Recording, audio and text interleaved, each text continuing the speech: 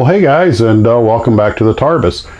I actually just got out here a little while ago, got a little bit of work done on the SE5s, got them mostly completed. The pilots are still being painted, the microset is still drying and everything, so tomorrow finish off the pilots, insert them, and they'll probably go on the shelf. And they're, you know, my typical kind of ham-fisted builds. I did get the one of them rigged mostly, and it's as much rigging as I'm going to put on it. Didn't put on the aileron cables or the tail cables. I'm getting to that point where every time I touch it, it's hard not to break something I've already done. So I'm like, there's a point where you just have to go, you know, looks good enough. And I'm kind of, you know, attaboying myself for just being able to get what I did done. Did, whatever. I got as far as I did. I got as far as I done.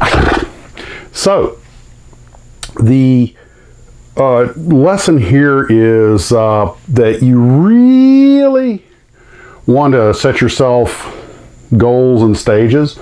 I'm sure if I were to continue to rig planes this big, maybe get some more tools that are because I'm using the tweezers and stuff I had on hand, which are not the best thing. Develop a few techniques, something like that. I could probably get good at it, but although it's good to challenge yourself, there's a point where the frustration level gets to, I'm not really enjoying it, and to me, model building is all about fun. So the 148 scales, though, after this should be less, let's use the word tedious. I might have to get some more of those gas patch turnbuckles and a little pin vise. I think that's going to make things a little bit easier. And by that, I mean a lot easier. Well, a couple of things did show up in the mail today. I'm not going to do an unboxing because they weren't kits. One was a book. Claire sent me this beautiful book, and I was flipping through it, and I was like, you know, I remember when you had to have books like this for a resource, you know, before the internet. And of course, we've all gotten spoiled by being able to find anything on the internet. But it's nice to hold a book in your hands and just flip through it. You know, admire the beautiful artwork. So thank you, Claire. I appreciate that. And apparently, Claire had to. It was time to thin out the stash a little bit, and one of the things about books is that they're magnificent resources, and my wife and I are in agreement we cannot throw a book away. We'll give it to anyone, someone who will enjoy it. Just it breaks my heart to see pictures of old libraries just throwing the books away because everything's on the computer now.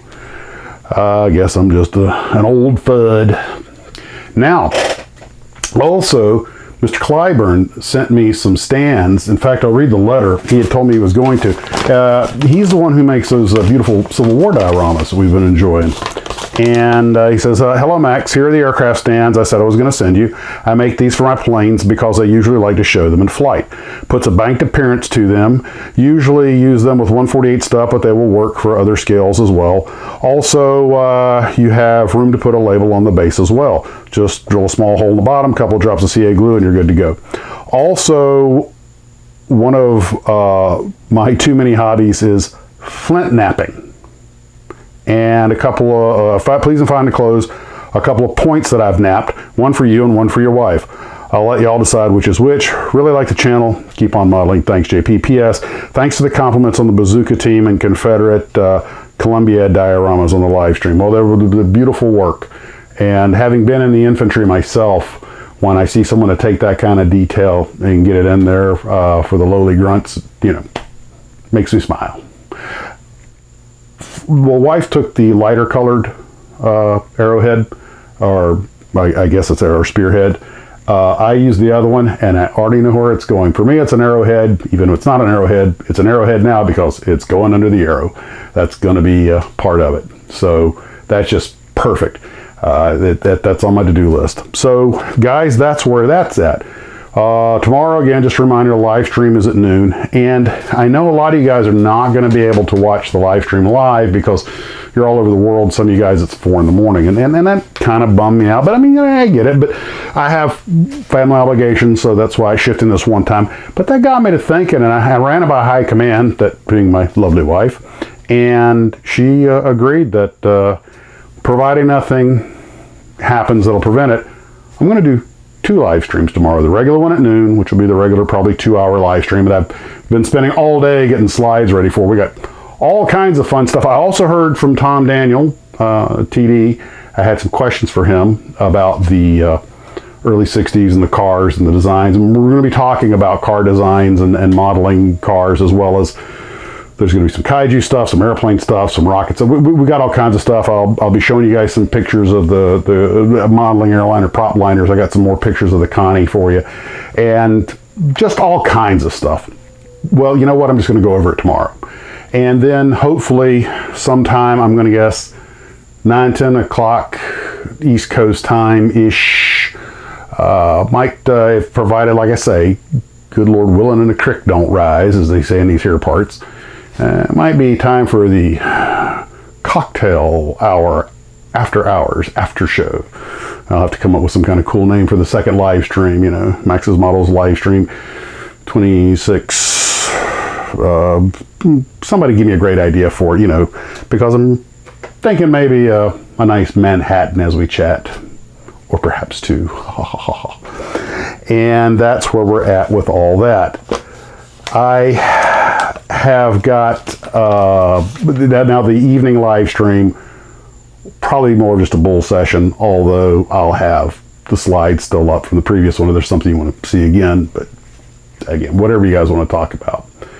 I've had some people asking questions about various things like spray guns and stuff like that, but fortunately a lot of you guys have been answering the comments in the comment section, so that makes life easier. But I have the Badger 105 Patriot, and I have the larger Iwata for big jobs. So those are what I used, if that answers that question. And of course, the key to keeping it working is to keep it clean, which is an ongoing task, as we probably all know. Well, there you have it for this evening, guys. Not a whole lot else going on. Oh, I did want to bring up one thing before I go. I don't know if I'm going to cover it in the live stream. I guess I can throw the slides in there. That Baby Yoda that my wife did, she had bought, it's going with her, as you know, she does the dolls, and it's going with her Mando. And she's doing Mando, she's basically completely re-engineering a Boba Fett, and she's putting a ton of work into it. Well, she wanted to have Baby Yoda go with it. So she bought that toy, but it was very ordinary, as you saw on the slide, and she spent a lot of time detailing out and adding and just really bringing it to life. And I wanted to make sure, because I'd showed it, but I hadn't really talked about it, so I wanted to just to mention that. And fantastic paint job. She's really just I'm a guy that likes to build models. She is an artist. So that's what we have for this evening, guys, and hope to see you at the live stream. And if I don't, maybe I'll see you at the second live stream. Either way, whatever. Hope you guys are having a great evening. Take care of yourselves, and as always, model on.